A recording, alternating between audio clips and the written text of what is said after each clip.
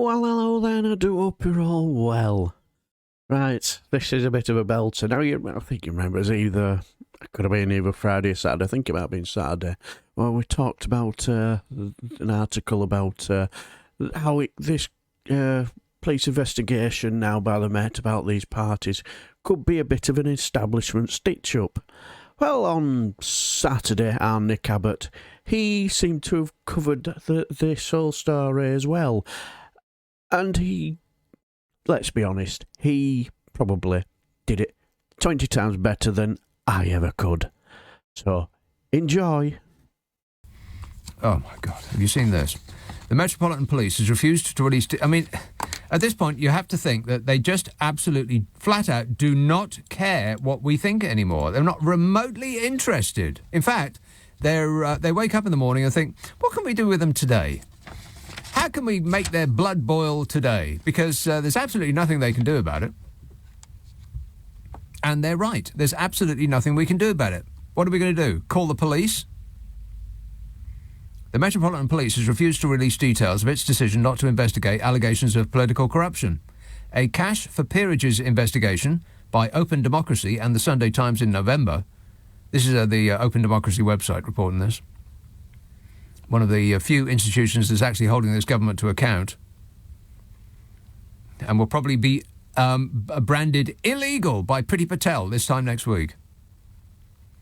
A cash for peerages investigation by Open Democracy and the Sunday Times in November revealed a pattern of high-value Tory donors securing seats in the House of Lords. Puh! Opposition MPs urged Met Commissioner Cressida Dick to investigate, but the force refused, saying there was insufficient information. Insufficient information. That's what you do an investigation for.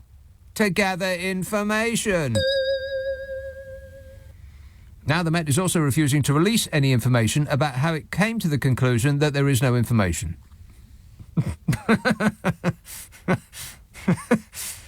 Isn't that a total surprise? No. I am stunned. Yep, there is insufficient information to launch an investigation, and we can't tell you how we came to the conclusion that there is insufficient information. Responding to a Freedom of Information request from Open Democracy, the force claimed that transparency about its failure to look into the scandal could cause it operational harm. It said such a disclosure would not be in the public interest. It would be harmful to our policing functions. Policing functions? What are they? Apart from drawing an impenetrable veil over the activities of the bodger. Harmful to our policing functions. What, the doling out of a crime number in lieu of actually catching the criminals who've nicked your car? Those policing functions. What are the functions of the police these days? It seems to be Bodger Johnson's personal security force, like a sort of heavily armed clean-up team. Char ladies with attitude. After weeks of refusing to investigate Partygate, the force announced on Wednesday that it would launch an inquiry after all. This was just as Sue Gray's report on the alleged parties was due to be published and now can't be published, so they say, because there's a police inquiry. Coincidence? I can't comment on that. It doesn't matter that every legal expert on earth has said that there is no reason for Sue Gray's report to be quashed, as no police inquiry is going to lead to a court case with a jury. So it's a confusing decision, unless you think that the police is acting in the interests of the political party that made the police commissioner a dame and gave her a 2-year extension to her contract. And if you do think that, you'd better keep it to yourself, or the police might find the time to get very interested in you. Then, this morning, the force said it had asked the Cabinet Office to remove any details about potentially illegal events from Gray's report, saying anything more than minimal reference would prejudice its inquiries. That was yesterday morning. Experts have questioned whether there is any legal basis for this. There isn't. One MP, Liberal Democrat Alistair Carmichael, warned that it would be profoundly damaging if there was any hint of an establishment stitch-up. A hint of an establishment stitch-up? Oh, there's a hint, all right. Just like Elton John has a hint of flamboyancy about him. There's a hint, like horse manure has a hint of a stink about it. Labour leader Keir Starmer has accused Boris Johnson of using the police as a shield to protect his position. Sick 'em, Keir. And on top of all this, the force is also facing legal action for its failure to launch an inquiry into the peerages scandal. I mean, seriously, they just do not care how any of this looks, do they? Not remotely interested. They know we can't do anything about it. And it's 51 weeks in jail for you, Sunshine, if you ask any questions.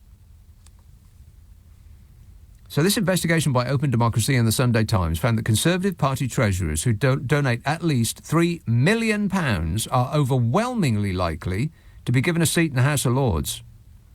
In the past 7 years, all, except for the most recently retired party treasurer, has been offered a peerage after donating this amount, this magic £3 million.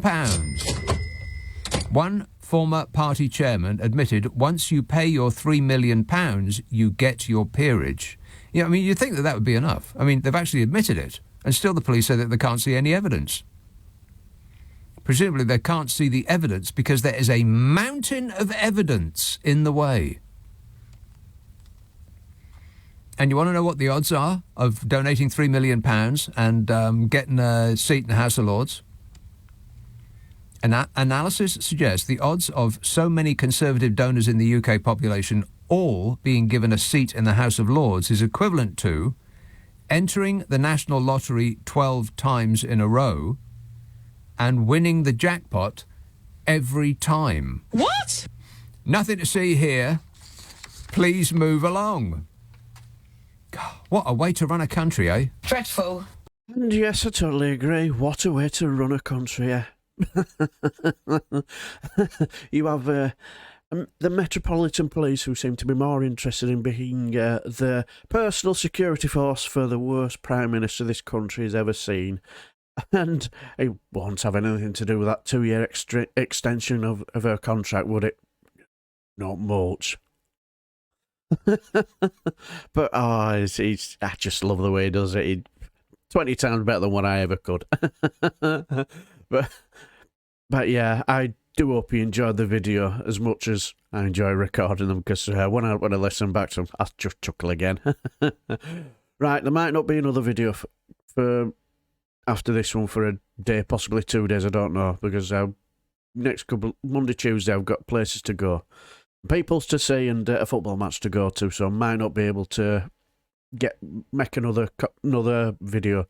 But anyway, if I don't, I do apologise. But I shall leave the video here. Until the next time, I shall bid you farewell and take care.